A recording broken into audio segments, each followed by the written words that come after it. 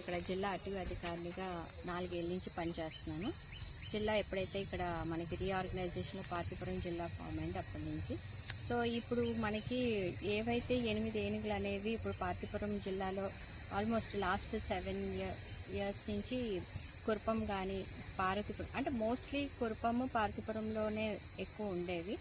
ఇది వరకు ఒకసారి వీరఘట్టం వెళ్తాయి, ఒకసారి వంగర వెళ్తాయి. అలాగే అంటే ఈ ఏరియాస్ పర్మనెంట్ కాకపోయినా main food in search of food కోసం, అవి ఆహారం కోసం అవి మండలాలు జిల్లాలు కూడా వెళ్ళే అవకాశాలు ఉన్నాయి. సో అలాగే అసలు మక్కువ నాకు తెలిసి 10 ఏళ్ళ క్రితం అప్పుడు ఒక ఆపరేషన్ గజా కూడా చేశారని వినికిడి. సో ఆఫ్టర్ 10 ఇయర్స్ ఇప్పుడు డోక్ జిల్లా నుంచి పార్తీపురం మండలం నుంచి మక్కువ మండలికి వచ్చాయి. అది కూడా పార్వతీపురం కురపంలో ఫుడ్ లేక కేవలం ఫుడ్ కోసమే అవి ఇటువైపు వచ్చాయి. ఇప్పుడు ప్రజెంట్ అలాగా మక్కువ నుంచి అలా మామిడిపల్లికి వచ్చాయి. ఇప్పుడు వెలగవలసలో నివసిస్తున్నాయి. అయితే ఇవి అటాక్ అయితే డైరెక్ట్గా ఎప్పుడు చేయలేదు. మనము చెప్పాల్సిన విలేజెస్కి ఏంటంటే దయచేసి 500 మీటర్ల దూరంలో ఉండండి. చూడాలనుకుంటే చూసి వెళ్ళిపోవాలి.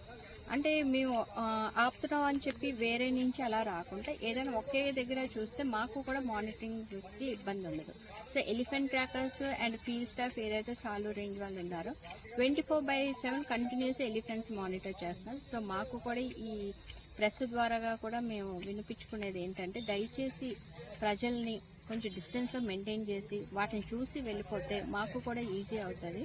ఆల్రెడీ రెవెన్యూ వాళ్ళతో పోలీస్ వాళ్ళతో చెప్పి సపోర్ట్ అయితే తీసుకుంటున్నాం. So mostly maybe not more than 10 or 15 days అయితే ఉండవు. ఖచ్చితంగా అవి వెనక్కి వెళ్ళిపోవడం లేకపోతే ఫారెస్ట్లోకి వెళ్ళడం అయితే జరుగుతుంది. కానీ అక్కడే స్థావరంగా ఉంటాయి అనేది అయితే ఉండదు.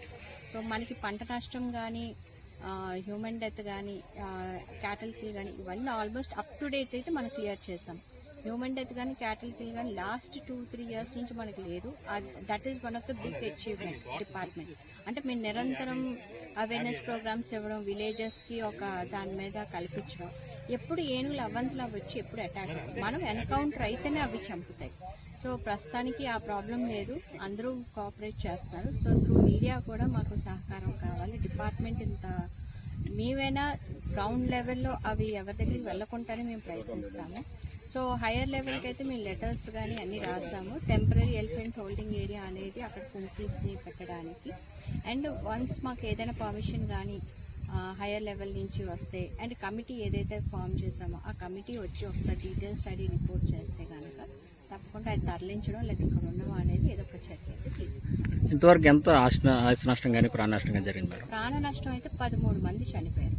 సో వాళ్ళందరికీ ఎక్స్‌గ్రేషియా ఇచ్చాం. ఆస్తి నష్టం, క్రాప్ నష్టం అవన్నీ కలిపి నియర్లీ నాకు తెలిసి 5,000 ఎకరాలు మొత్తం జిల్లా మొత్తం అంటే బామిని మండల్ కానీ ఇక్కడ పార్వతీపురం మండల్, కొమరాడ మండల్, ఇంకా కురపం మండల్ ఇవన్నీ కలిపి అయితే అప్రాక్సిమేట్ 5,000 ఎకరాల దాకా ఉంటుంది. ఆల్మోస్ట్ అంతా ఇచ్చేసాం. లాస్ట్ 3 months పెండింగ్ ఉంది. అది కూడా త్వరలో 2-3 monthsలో